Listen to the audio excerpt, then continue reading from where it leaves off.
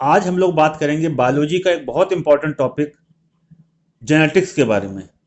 और समझेंगे कि जेनेटिक्स और जो ग्रेगर जॉन मेंडल जिनको फादर ऑफ जेनेटिक्स भी कहा जाता है, उनका क्या कंट्रीब्यूशन रहा जेनेटिक्स में, और मेंडल ने कौन कौन से लॉ दिए हैं जेनेटिक्स के या इनहेरिटेंस के, उन सब के बारे में हम लोग डिस्कस करेंगे।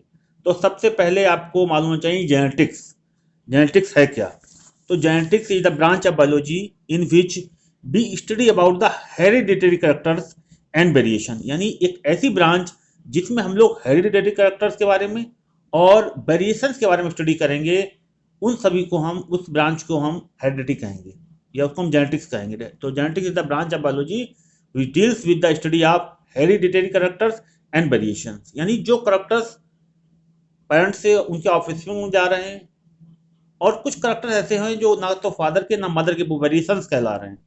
तो हमें इस जेनेटिक्स में इन्हीं करैक्टर की स्टडी करनी है, इन्हीं वेरिएशंस के बारे में पढ़ना है कि how the character inherited from one generation to next generation. इस सब के बारे में हमें पढ़ना है। तो genetics is the branch of biology which deals with the hereditary characters and variations.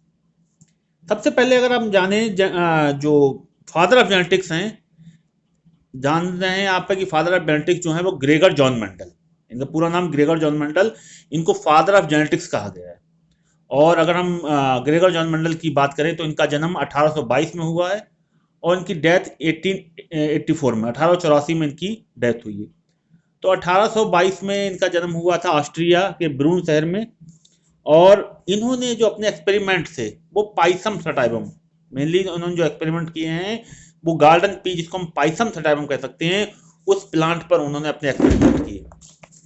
और मेनली जो उन्होंने अपने एक्सपेरिमेंट किए हैं वो लगभग 7 ईयर उन्होंने एक्सपेरिमेंट किए। एक्सपेरिमेंट जो है फ्रॉम 1856 टू 1863, 1856 से लेके 1863 तक उन्होंने पाइसम सटाइवम के ऊपर एक्सपेरिमेंट किए। और उन एक्सपेरिमेंट के बेसिस पर 1865 में उन्होंने उसके रिजल्ट को दिया मेंडल ने। तो सबसे पहले आपको ये मालूम होना चाहिए कि मेंडल जो है, जो कि फादर ऑफ जेनेटिक्स हैं, he experimented on the pea plant pisum sativum. अब मेंडल ने क्या किया कि किसने एक्सपेरिमेंट किया पी प्लांट को, जो उन्होंने सिलेक्ट किया, जो पी प्लांट है, गार्डन जो पी है या जिसको हम पाइसम सटाइवम कह रहे हैं, actually it is a bisexual, it have bisexual flower. जो पाइसम सटाइवम है उसमें जो फ्लावर होगा वो बाइसेक्सुअल, यानी दोनों सेक्स ऑर्गन उस फ्लावर में प्रेजेंट होंगे। उसमें मेल रिप्रोडक्टिव पार्ट स्टामेंस भी है और फीमेल रिप्रोडक्टिव पार्ट कार्पेल भी है। तो जनरली जो पी प्लांट है उसमें सेल्फ पॉलिनेशन होगा, इस चीज को ध्यान रखिए। जनरली पी प्लांट में जो पॉलिनेशन होता है वो सेल्फ पॉलिनेशन होता है। लेकिन मेंडल ने क्या किया, मेंडल ने क्रॉस पॉलिनेशन किया, इसको हम हाइब्रिडाइजेशन भी कह सकते हैं।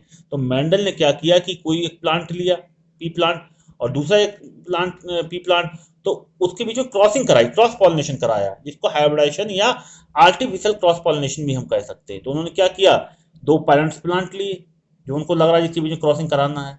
उन्होंने एक प्लांट के एंथर से पॉलिनेशन लिए और दूसरे प्लांट के फ्लावर की स्टिग्मा पर डाल दिया, हाइब्रिडाइजेशन कराया। हाइब्रिडाइजेशन करने की जो टेक्निक्स है कि सिलेक्शन ऑफ द पेरेंट्स है, then emasculation, removal of the anther to prevent self pollination, then crossing, और उसके बाद फिर बैगिंग एंड टैगिंग, ये सब हाइब्रिडाइजेशन की टेक्निक्स है जिसके द्वारा उन्होंने हाइब्रिडाइजेशन कराया।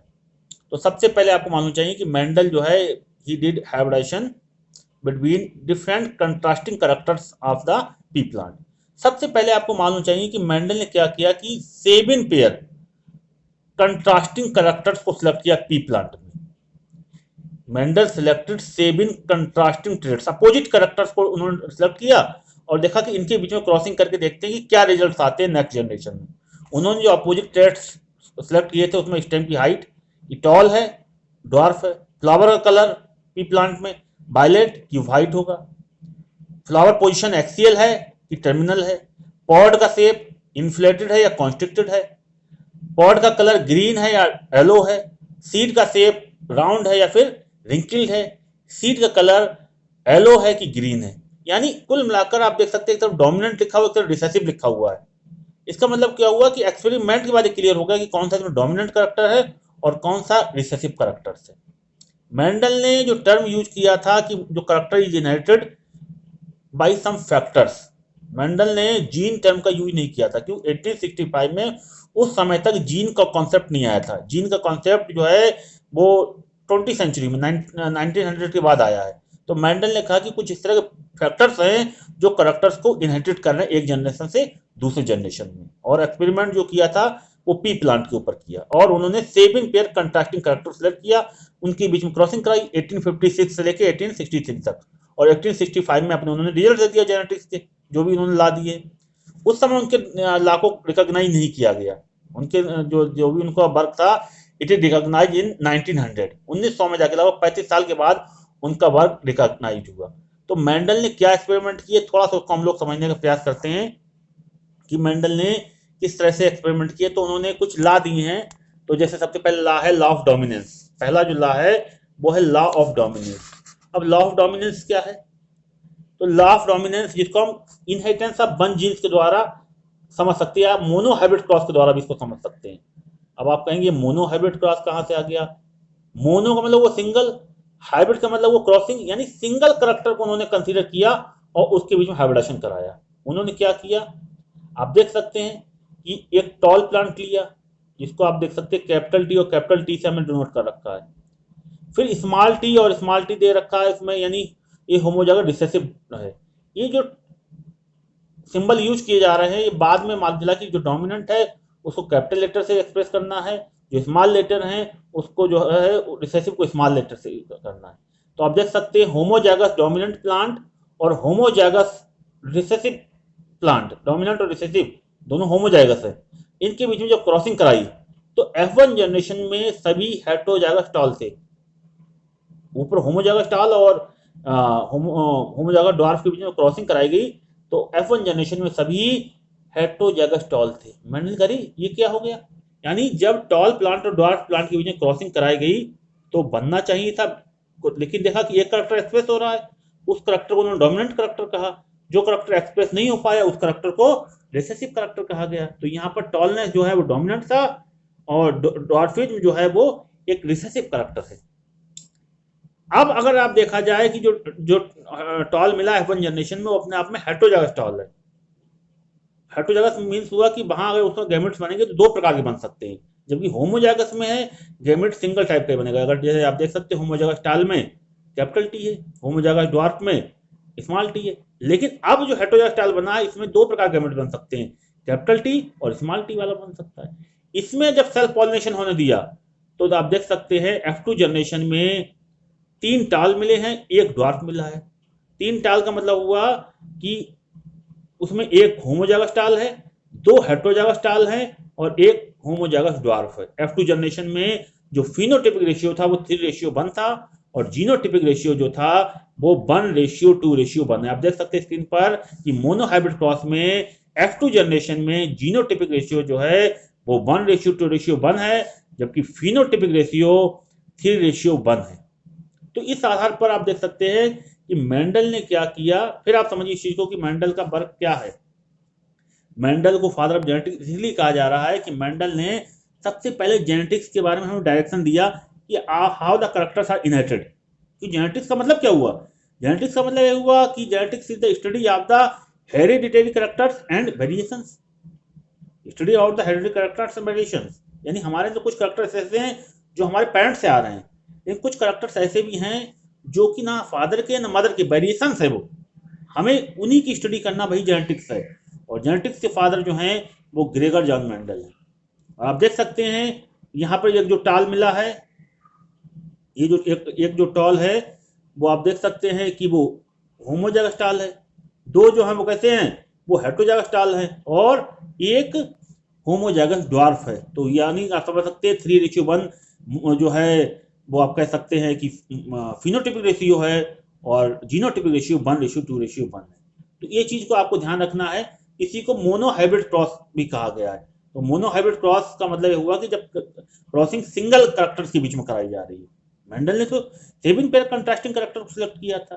तो वो चीज आप इसको समझा सकते हैं कि किस तरह से सिंगल कैरेक्टर के बीच में क्रॉसिंग कराई गई। तो F1 जनरेशन में एक कैरेक्टर एक्सप्रेस हुआ, उसको डोमिनेंट कैरेक्टर कहा गया। तो इसलिए अगर हम लॉ ऑफ डोमिनेंस पूछा जाए तो आप बता सकते हैं कि this law states that out of a pair of contrasting character only one is able to express it self phenotypically is called in F1 generation is called dominant, and other alternate form remain hidden and called recessive. तो आप देख सकते हैं कि जब crossing की गई toll और डॉर्फ के बीच में, टॉल और डॉर्फ के बीच में जो क्रॉसिंग की गई है, तो जैसे ये टॉल है होमोजाइगस टॉल, ये होमोजाइगस डॉर्फ है, क्रॉसिंग की गई तो देखिए F1 जनरेशन क्या बन रहा है, ये हेटेरोजाइगस टॉल है, और F2 जनरेशन में आप देख सकते हैं ये आया है। तो आपको मोनो हाइब्रिड क्रॉस का आपको ध्यान रखना है कि मोनो हाइब्रिड क्रॉस में किस तरह से क्रॉसिंग हो रही है और उसमें क्या रिजल्ट्स आ रहे हैं F1 जनरेशन में और उसके बाद F2 जनरेशन में। इसको हम इनहेरिटेंस ऑफ वन जीन भी कह सकते हैं, क्योंकि यहाँ सिंगल जीन, एक्चुअली एक टर्म आपको ध्यान रखना है एलील्स, ALLELES, एलील्स, जो जीन्स है उसकी दो फॉर्म है, अल्टरनेट फॉर्म है जिसको एलील्स कहा जाता है। If both alleles are same then it is called homozygous, and if alleles are the different you can say it is the heterozygous. तो ये चीज आपको ध्यान रखना है। तो इसी के आधार पर उन्होंने जो मोनो हाइब्रिड क्रॉस है इसके आधार पर उन्होंने बताया है लॉ ऑफ सेग्रीगेशन। अब लॉ ऑफ सेग्रीगेशन क्या है, जो सेकंड लॉ है, कैसे मोनो हाइब्रिड क्रॉस से हम लॉ ऑफ सेग्रीगेशन को समझ सकते हैं। लॉ ऑफ सेग्रीगेशन ये बता रहा है कि alleles do not show any blending. आप देख सकते हैं कि F2 जनरेशन में, आप देख सकते हैं F1 जनरेशन में ये जो बन रहा है, थोड़ा सा देखिए F1 जनरेशन जो है ना, इसमें ये जो बन रहा है ये हेटेरोजाइगस टॉल है, होमोजाइगस टॉल डोमिनेंट टॉल और होमोजाइगस रिसेसिव ड्वार्फ के बीच में जो क्रॉसिंग कराएगी, तो F1 जनरेशन में सभी टॉल हैं, वो टॉल जो है वो हेटेरोजाइगस है, यानी वहां पर एलील्स, डोमिनेंट एलील्स भी है और रिसेसिव का भी एलील्स है। इन एलील्स के बीच में ब्लेंडिंग नहीं हो रही है, एंड बोथ द कैरेक्टर्स में be recovered in F2 generation although they are not seen in the F1 generation. F1 generation में दिखा दे रहा है, लेकिन F2 जनरेशन में दोनों ही जो है कैरेक्टर रिकवर्ड हो गए। इसका मतलब हुआ कि alleles do not show blending and both the characters are recovered in F2 generation although they are not seen in the F1 generation. It is the law of segregation. तो Mendel का पहला नियम है लॉ ऑफ डोमिनेंस, जो ये बता रहा है कि जब वन पेयर कंट्रास्टिंग कैरेक्टर के बीच में क्रॉसिंग कराई जाएगी तो F1 जनरेशन में जो फर्स्ट जनरेशन में हो रही है उसमें सिर्फ एक कैरेक्टर दिखाई देगा, उसको हम डोमिनेंट कैरेक्टर कहेंगे, और जो कैरेक्टर हिडन रहेगा, नहीं दिखाई देगा, उसको हम रिसेसिव कहेंगे। और दूसरा नियम हमने पढ़ा जो कि मोनो हाइब्रिड क्रॉस में हम समझ सकते हैं कि alleles do not show any blending, both the character are recovered in F2 generation although they are not seen in the F1 generation. तो मोनो हाइब्रिड क्रॉस के द्वारा हम लॉ ऑफ डोमिनेंस को भी समझ सकते हैं और लॉ ऑफ सेग्रीगेशन को भी हम समझ सकते हैं। तो यहां तक हम लोगों ने पढ़ लिया कि ये क्या चीज है। अब अगर आप देखें तो ये मोनो हाइब्रिड क्रॉस के द्वारा इस चीज को समझाया गया है। हालांकि इसमें और भी आपको ब्लड ग्रुप इनहेरिटेंस के बारे में भी आपको मालूम होना चाहिए, आपको जो है कोडोमिनेंस के बारे में हम डिस्कस करेंगे, लेकिन वीडियो बहुत लंबा हो जाएगा। तो अभी हम लोग सिर्फ इतना समझा है। आगे जो इसमें मेन तीसरा थर्ड लॉ जो हम पढ़ेंगे, लॉ ऑफ इंडिपेंडेंट असॉर्टमेंट, जो कि थर्ड लॉ ऑफ मेंडल्स कहा जाता है। तो अभी आप लोगों ने जो समझा, वीडियो बहुत लंबा ना हो इसलिए इसको फिर से जल्दी समराइज कर देते हैं। सबसे पहले अगर आपसे पूछा है, कोई पूछे हेरिडिटी, हेरिडिटी क्या है, HEREDIT, तो हेरिडिटी का मतलब हुआ the process of transmission character from one generation to next generation. यानी हम ये हेरिडिटी के बारे में डिस्कस कर रहे हैं, इसको हम इनहेरिटेंस भी कह सकते हैं। आप देख सकते हैं ऊपर लिखा हुआ इनहेरिटेंस। तो इनहेरिटेंस या हेरिडिटी जो हम बात कर रहे हैं, तो the branch of biology which deals with the hereditary characters, जो कैरेक्टर्स उनको हेरिडिटरी कैरेक्टर्स कहेंगे, and variation is called genetics. और जेनेटिक्स के फादर जो है वो है ग्रेगर जॉन मेंडल, जिनका जन्म जो लाइफ टाइम रहा, जो जीवन काल रहा, वो 1822 से 1884 रहा है। ही एक्सपेरिमेंटेड ऑन द पाइथम सटाइवम, उन्होंने पाइथम सटाइवम के ऊपर अपना वर्क किया, जिसको हम पी प्लांट कहते हैं। एक्चुअली क्या था, जो मेंडल थे, ग्रेगर जॉन मेंडल थे, वो एक प्रिस्ट थे, मोंक जिसको हम कह सकते हैं, और जो उनके जो गिरजाघर था उसके सामने जो फील्ड थी, वहीं उन्होंने सब पी प्लांट के ऊपर एक्सपेरिमेंट किया। और एक्सपेरिमेंट जो है वो लगभग 7 साल उनकी 1856 से लेके 1863 तक, और उसके बेसिस पर उन्होंने रिजल्ट दिए। जो रिजल्ट दिए हैं वो आप समझ सकते हैं। एक चीज आपको ये भी क्वेश्चन पूछा जा सकता है कि मेंडल ने जीन टर्म के लिए क्या यूज किया, तो आप बता सकते हैं Mendel use the term factor. तो अभी के लिए इतना ही हम लोग डिस्कस करते हैं। आगे हम ब्लड ग्रुप इनहेरिटेंस के बारे में, कि अगर आप लोग समझें कि हम कैसे पता करें कि ब्लड ग्रुप को इनहेरिटेंस के बारे में, तो उसका वीडियो भी यूट्यूब पे पड़ा हुआ, आप लोग देख सकते हैं ब्लड ग्रुप इनहेरिटेंस के बारे में। आगे हम लोग डिस्कस करेंगे लॉ ऑफ इंडिपेंडेंट असॉर्टमेंट। तो अभी के लिए इतना ही, बाकी हम लोग अगले वीडियो में।